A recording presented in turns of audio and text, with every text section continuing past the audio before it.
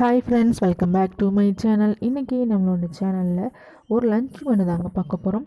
பட்டாணி குழம்பு அண்டு முட்டை அடை ரொம்ப ரொம்ப சிம்பிளான ஒரு காம்பினேஷன். இப்போ நம்ம எப்படி பண்ணலான்னு பார்க்கலாம். ஒரு 100 கிராம் காஞ்ச பட்டாணி இருக்கும். இதை நல்லா ஊற வச்சு எடுத்திருக்கேன்.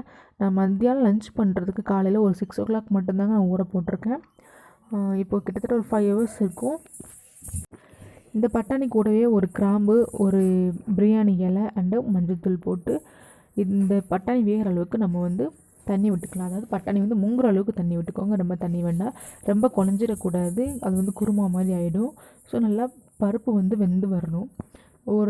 உங்களுடைய குக்கரை பொறுத்து, என்னோடய குக்கரில் ஒரு 5 விசில் விட்டால் கரெக்டாக இருக்கும். அப்புறம் பார்த்திங்கன்னா குழம்பு பண்ணுறதுக்கு ஒரு கடாய் வச்சுருக்கேன். கடாய் ஹீட் ஆனதுக்கப்புறமா 2 டேபிள் ஸ்பூன் அளவுக்கு எண்ணெய் விட்டுக்கோங்க. எண்ணெய் நல்லா ஹீட் ஆனதுக்கப்புறமா சோம்பு அண்டு கடுகு போட்டு நம்ம தாளிச்சிக்கலாம்.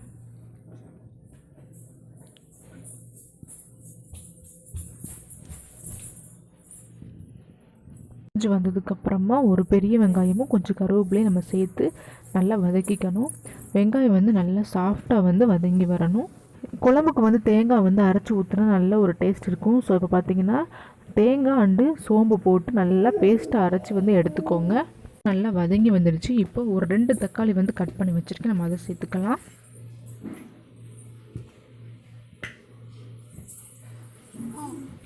தக்காளி சேர்த்து நல்லா கிளறி விட்டுருங்க. நல்லா மசிஞ்சு வரணும்.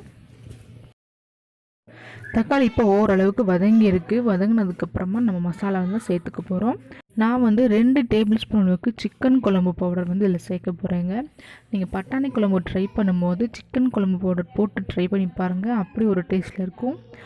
சிக்கன் குழம்பு பவுடர் 2 டேபிள் ஸ்பூன் அண்டு ஒரு அரை டேபிள் ஸ்பூன் அளவுக்கு சில்லி பவுடர், தனி மிளகாய் தூள், அவ்வளோதாங்க. இதெல்லாம் சேர்த்து நல்லா கலந்து விட்டுக்கோங்க. தக்காளி மசாலாவும் சேர்ந்து நல்லா பச்சை வாசனை போய் நல்லா வதங்கி வரட்டும்.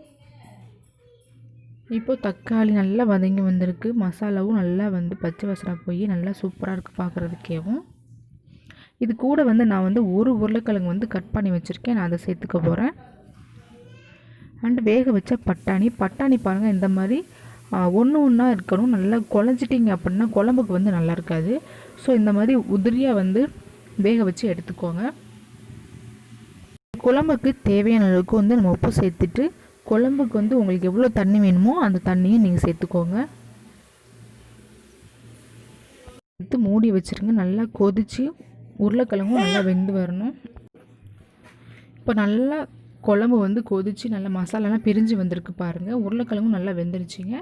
இப்போ நம்ம அரைச்சி வச்சுருக்கிற தேங்காய் விழுதை சேர்த்துக்க போகிறோம். தேங்காய் சேர்த்து ஒரு 2 கொதி வந்தால் போதுங்க. நம்மளோட பட்டாணி குழம்பு ரெடி ஆகிடும். 2 நிமிஷத்துக்கு அப்புறம் நம்ம ஓப்பன் பண்ணி பார்க்கலாம். இப்போ குழம்பு நல்லா கொதிச்சு ரெடி ஆயிடுச்சு. மேலே கொத்தமல்லி தழை தூவிட்டு நம்ம ஸ்டவ் ஆஃப் பண்ணிடலாங்க. இதுக்கு சைடிஷாக பார்த்தீங்க அப்படின்னா நான் இன்றைக்கி முட்டை அடை பண்ணலான்னு இருக்கேன். இப்போ நம்ம அதை எப்படி பண்ணலான்னு பார்க்கலாம். முட்டை அடைக்கு இன்றைக்கி நான் 2 முட்டை எடுத்திருக்கேன். அது ஒரு பவுலில் உடச்சி ஊற்றிக்கோங்க. முட்டையை நல்லா பீட் பண்ணிடணும். முட்டையை நல்லா உடச்சி ஊற்றி நல்லா ஒயிட்டும் அண்டு எல்லோவும் நல்லா மிக்ஸ் ஆகிற மாதிரி நல்லா பீட் பண்ணி எடுத்துக்கோங்க.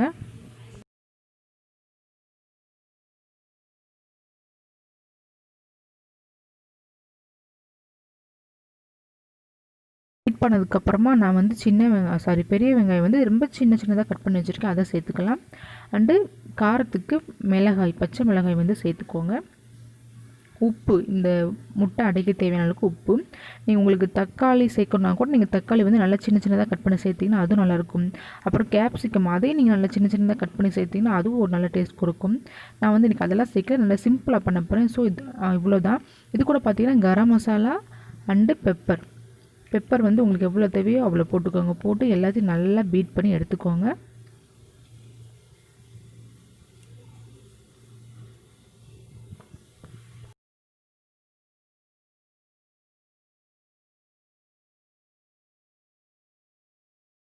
இப்போ தோசைகள் வச்சுருக்கேன். தோசைகள் நல்லா ஹீட் ஆனதுக்கப்புறமா நம்ம பீட் பண்ணி வச்சுருக்கிற முட்டையை ஊற்றிக்கலாம்.